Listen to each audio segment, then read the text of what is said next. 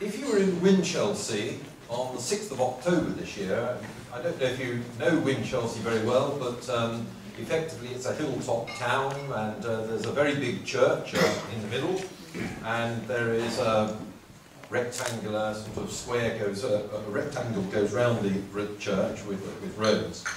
You would have found in one road at about 11:15 a patrol of sea cadets, together with a sea cadets band, being inspected by a Knight of the Garter, preceded by a silver oar. And in another road, at right angles to it, you would have seen quite a long queue of rather peculiarly dressed individuals, usually in red clothes, with gold chains round their neck, accompanied by people with tricorn hats on, with knee breeches, and carrying lots of maces.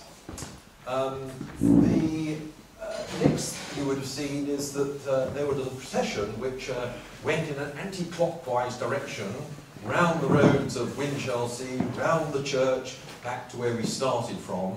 And then we went into church, where we found a brace of bishops waiting for us, and a nice choir. We had a good sing-song, a few prayers, and a reasonable sermon. And then afterwards we came out and we had lunch. This obviously raises interest for local people who want to know what the dickens is going on. And of course, this is the annual Speakers' Day event for the Confederation of the Cinque Ports. And each year, by rotation, a town is the leading town of the Cinque Ports, and the mayor becomes what is called the speaker, one of only two in the country, the other one being Sally Burko's husband.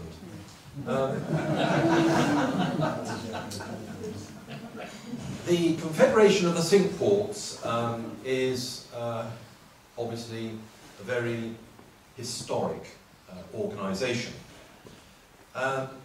It is in fact called the Confederation of the Cinque Ports and Two Ancient Towns.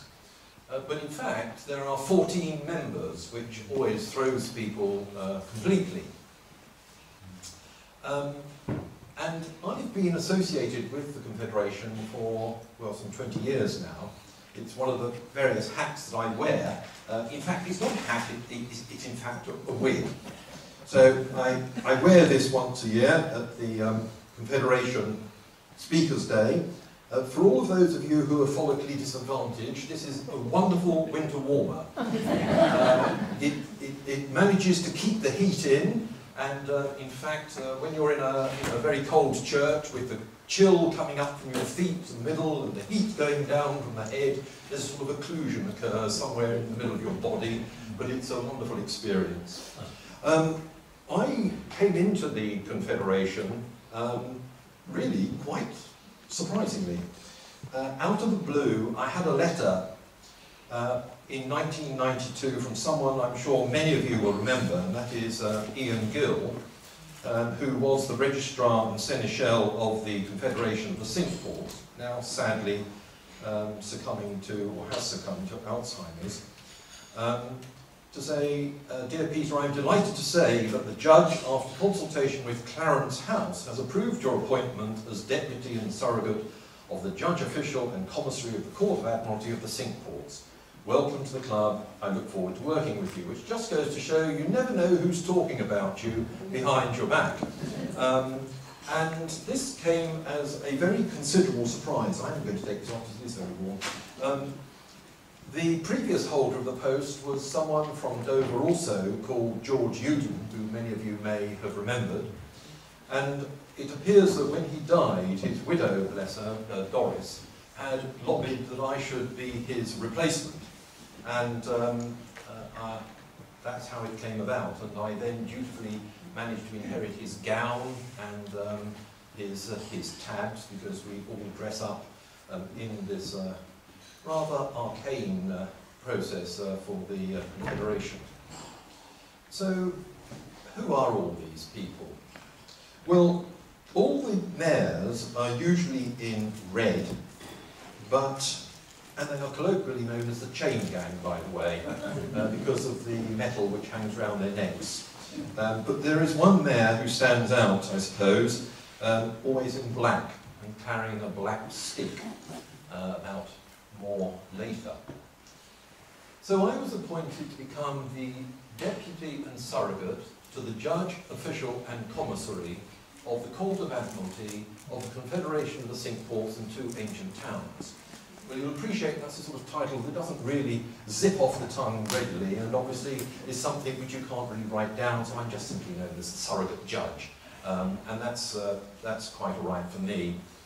It has meant that in the last 20 years, my wife Mary and I have been privileged to undertake a number of functions with two Lord Wardens, Her Majesty Queen Elizabeth, the Queen Mother, of course, and our current Lord Warden, Mike Boyce. We have been to, among other things, Walmer Castle, Dover Castle, St Paul's Cathedral, HMS Illustrious, HMS Kent, all on Confederation activities.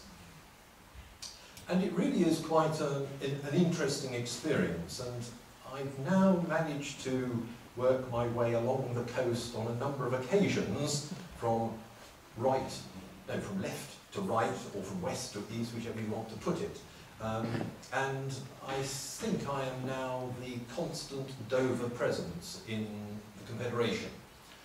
I've seen deputy constables come and go, I've seen mayors come and go, I've seen registrars and seneschals come and go, I've seen Lord Warden come and go. So it's been quite an experience. But what does it all actually mean, and where did it all come from? Well, basically we have to go back 1,000 years, and I can really only just skim the surface on this, because it's a very detailed history. If you really want to get involved in it, I recommend a book my late departed but very dear friend Ivan Green